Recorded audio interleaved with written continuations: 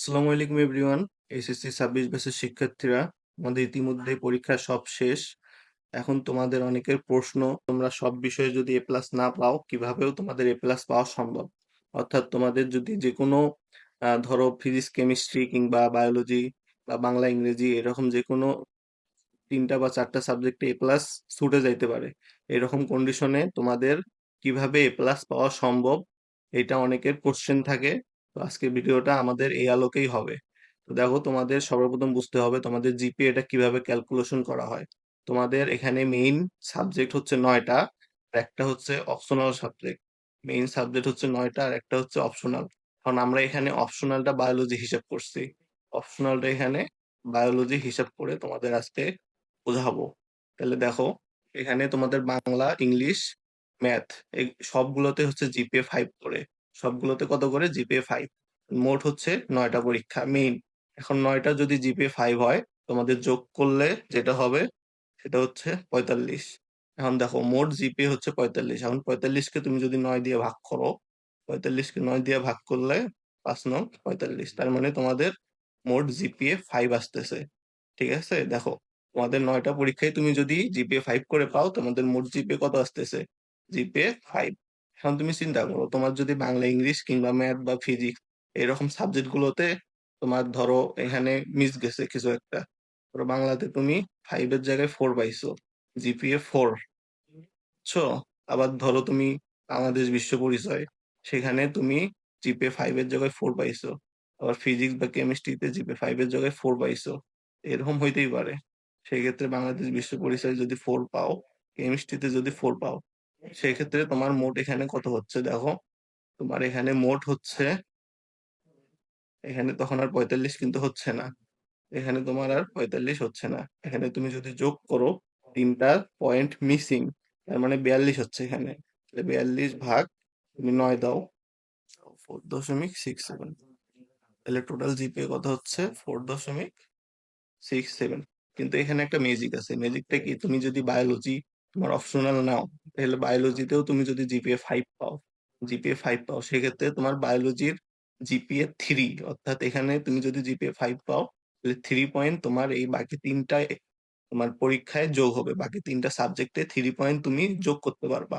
অর্থাৎ অপশনালে তুমি যদি জিপিএ 5 পাও, সেখানে তার 2 জিপিএ 2 সে নিজে রাখবে, এবং জিপিএ 3 সে কি করবে? এদিকে দান দান করে দেবে। তোমার এখানে জিপিএ কত ছিল? 42 ছিল। 42-এর সঙ্গে আবার 3 যদি যোগ হয়ে যায়, আবারও সেই 45 হচ্ছে। 45 হচ্ছে, তাই না? তাহলে 45কে তুমি যদি ভাগ করো, তাহলে দেখো জিপিএ 5 হবে। বোঝা গেছে কন্ডিশনটা? তোমার নর্মালি তুমি যদি ধরো 3টা সাবজেক্টে জিপিএ কম পাও, 4 করে পাও, সেক্ষেত্রে তোমার 42 আসতেছে। টোটাল জিপিএ আসতেছে 42, তুমি 9 দিয়ে ভাগ করলে আসে 4.67। এটাই তোমার টোটাল জিপিএ।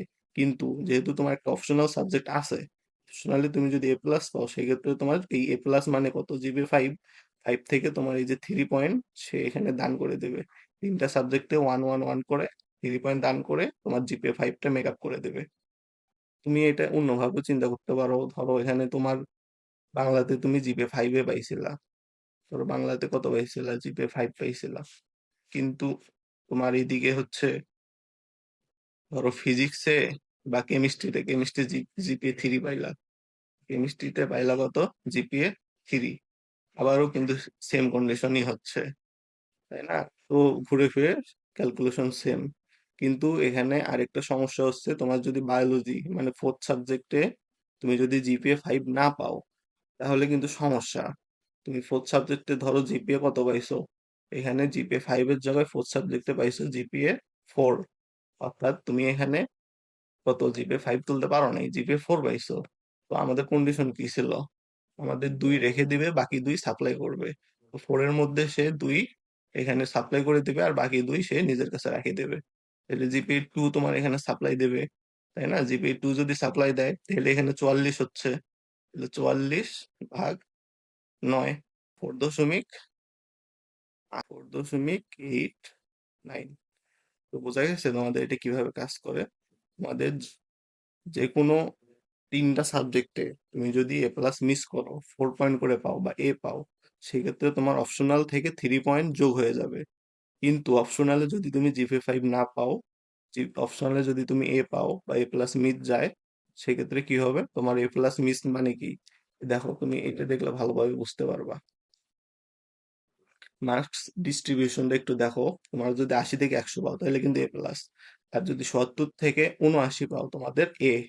বোঝা গেছে? আর এ মানে হচ্ছে 4 পয়েন্ট। এ মানে হচ্ছে কি 4 পয়েন্ট। আর যদি এ মাইনাস পাও সেক্ষেত্রে 3.50। তো তোমাদের মার্কস ডিস্ট্রিবিউশনটা এইভাবে হবে। তুমি 4 পয়েন্ট পাওয়া মানে হচ্ছে এ গ্রেড পাওয়া। তো বুঝতে পারছো তোমরা বিষয়টা? তোমাদের এখানে 3টা সাবজেক্ট ব্যাকআপ টানতেছে। তোমাদের সব সাবজেক্টে এ প্লাস পাইতে হবে না। তুমি যদি 3টা সাবজেক্টে এ প্লাস মিস করো এবং অপশনালে যদি এ প্লাস পাও, সেক্ষেত্রে তোমার টোটালি ক্যালকুলেশনটা এ প্লাস চলে আসবে। কিন্তু তুমি যদি অপশনালে খারাপ করো সেক্ষেত্রে তোমার ওই এ প্লাস পাওয়ার আশা একটু কম। যদি খারাপ করে থাকো সেক্ষেত্রে তোমার এ প্লাস পাওয়ার আশা কম। এখন অনেকের কোশ্চেন থাকে যে ভাইয়া অপশনাল যদি আমরা ফেল করি, এখানে আমরা অপশনাল ধরে নিয়েছি বায়োলজি, তাহলে ধরো বায়োলজিতে আমরা যদি ফেল করি সেক্ষেত্রে কি আমাদের টোটাল রেজাল্টটা ফেল আসবে? তুমি ধরো বায়োলজিতে ফেল করছো, তাহলে কি এই যে টোটাল আমরা গ্রেড পয়েন্ট যে যোগ করছি, এই যে টোটাল গ্রেড, এখানে কি কোনো ইফেক্ট ফেলবে? তো অ্যান্সার হচ্ছে যে না, কোনো ইফেক্ট ফেলবে না।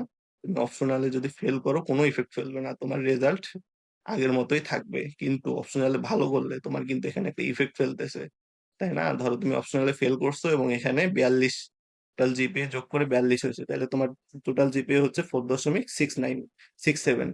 কিন্তু তুমি যদি অপশনালে ফেল না করে ভালো কিছু করতা, যেমন এখানে এ প্লাস পাইতা কিংবা 4 পাইতা, সেক্ষেত্রে তোমার পয়েন্টটা যোগ হয়ে যেত। যোগ হয়ে তোমার পয়েন্ট আরো ইনক্রিজ হইতো। তো এইটাই আসলে বিষয়। অপশনাল এখানে খারাপের ক্ষেত্রে কোনো ইফেক্ট ফেলতেছে না, কিন্তু ভালোর ক্ষেত্রে অবশ্যই ইফেক্ট ফেলতেছে। তো তোমাদের এইভাবেই আসলে ক্যালকুলেশন হবে। তোমাদের সব সাবজেক্টে বা সব বিষয়ে এ প্লাস না পেলেও এ প্লাস পাওয়া সম্ভব। তোমাদের যদি সব বিষয়ে তোমরা এ প্লাস না পাও তারপরেও কিন্তু এ প্লাস পাওয়া সম্ভব। তো আজকের ভিডিওটা এই পর্যন্তই ছিল। তোমাদের নতুন কোনো টপিক যদি জানার থাকে তোমরা কমেন্টে জানাইতে পারো। আমি নেক্সটে এই বিষয়ে কোনো ভিডিও বানানোর চেষ্টা করব। Thank you so much. চ্যানেলটি নতুন থাকলে চ্যানেলটি সাবস্ক্রাইব করিও।